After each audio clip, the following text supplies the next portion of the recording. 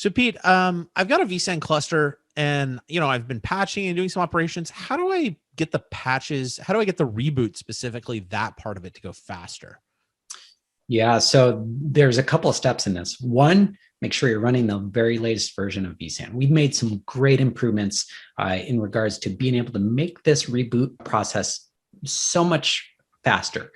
We've done that through a couple of interesting ways. One of them is that we now commit a lot of the logging data that sits in these sort of in-memory tables to a storage device, so that then when the host is rebooted, it can be replayed really quickly and get back up and running very quickly.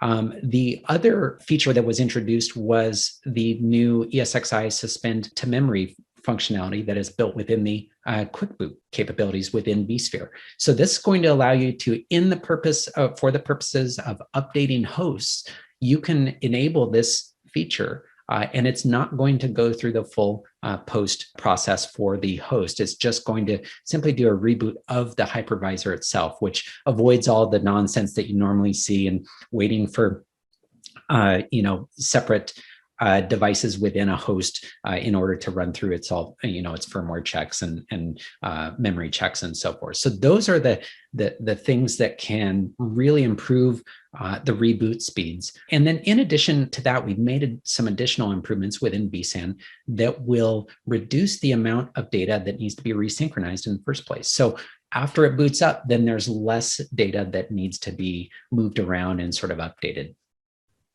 Those durability components, I saw those and how they help speed the resyncs. That's really improved. When I did patching on our cluster recently, compared to when we did it a couple of years back, it seemed like it was 4 or 5 times faster. It felt really no different than even non-vSAN hosts and patching.